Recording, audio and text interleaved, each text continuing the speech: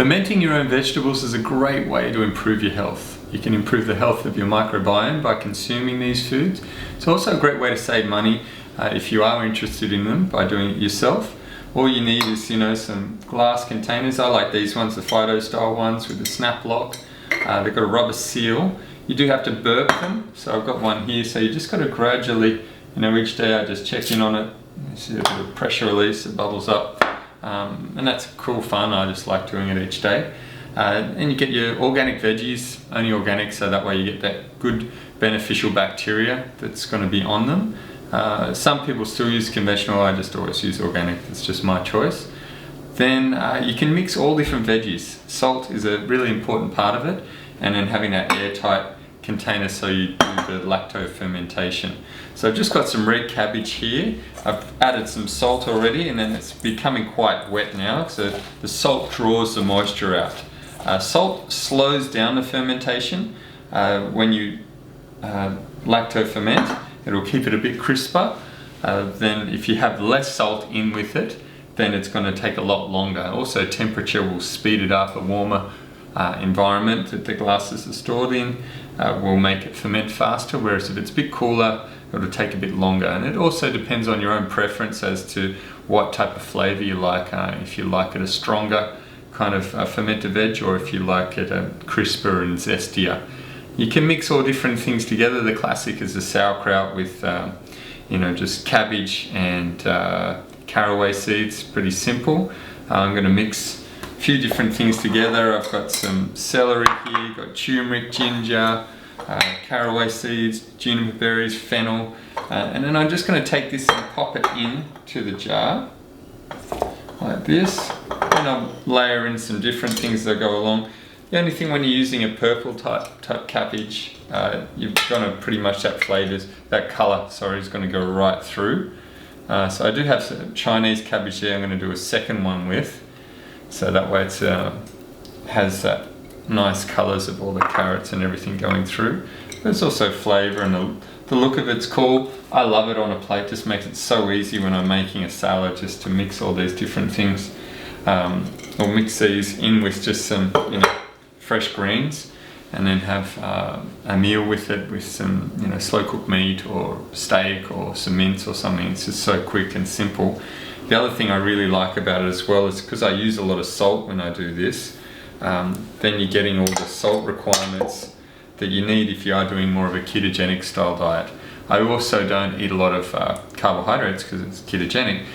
So even things like carrots and beetroots and whatever that's got some beetroots through it as well, and radish, I prefer to have them fermented than just have them fresh. That way it's going to reduce the carbohydrate content as well, and then that lactic acid producing bacteria will break it down, convert it for me, and then I get the digestive enzymes, get all the health benefits, and then I also maintain a ketogenic state. I've just got one of these. I use these to push it down. You could use anything, you can just use your hands even, and that just compresses it down. You want to keep pressing it until all that liquid comes out, salted as you go along. Pretty simple process, and then just getting as much as you can in there.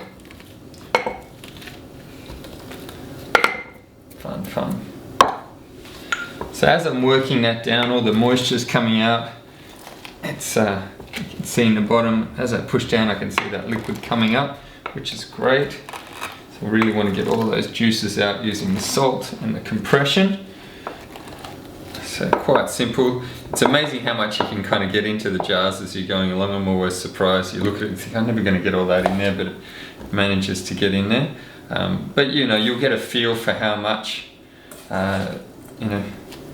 you need to cut up to prepare it.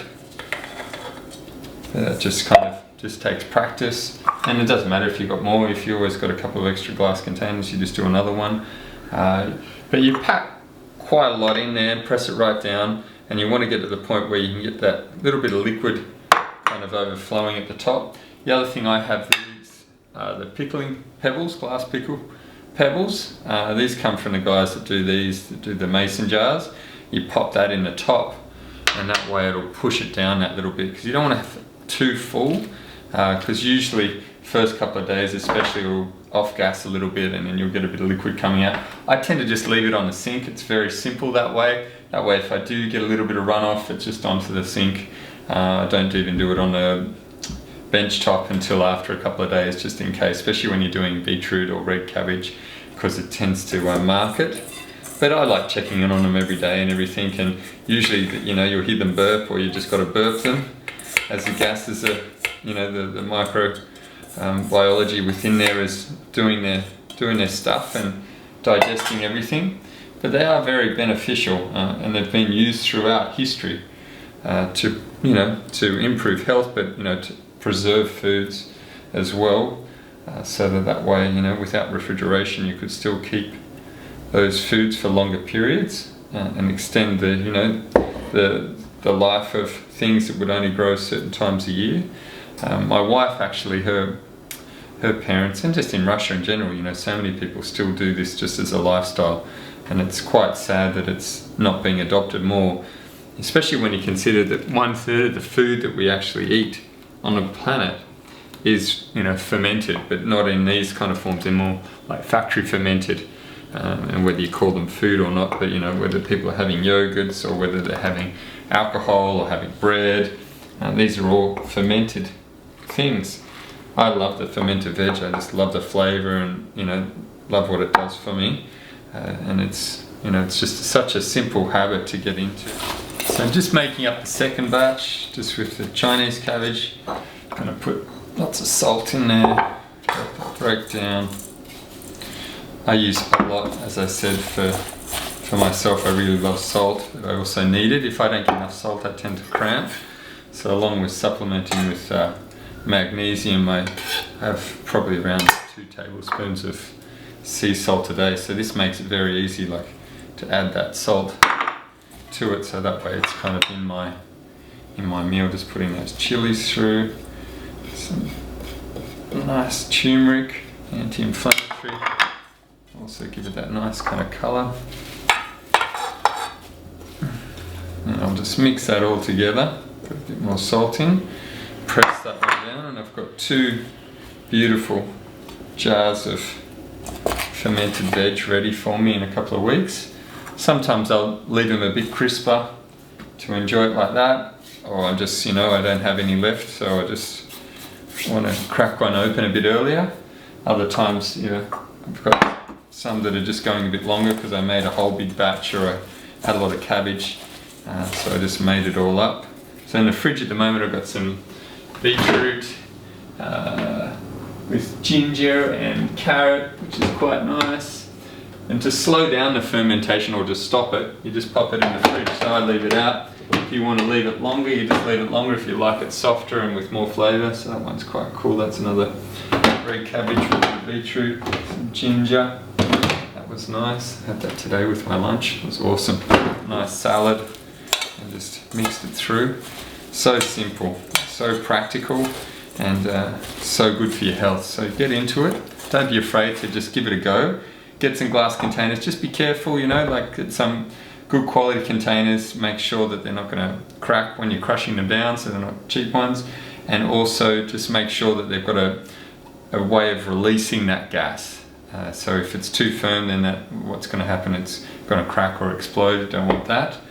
Or you just got to burp it every day and just let that pressure out. But enjoy it. If it looks a bit funky or something doesn't look right, sometimes air might have got in, and on the top layer there's a little bit of mold or something, and you just scrape that off, put that in the compost, and then underneath it's fine. If it just really doesn't taste right to you, then, you know, just start again. It's all experimentation. But in the 20 years that I've been doing this, I've always had, you know, great fermented veg, and it always works out. Sometimes it's a bit more sour. Sometimes it's, you know, quite crisp, and there's all those different flavors depending on what you add to it.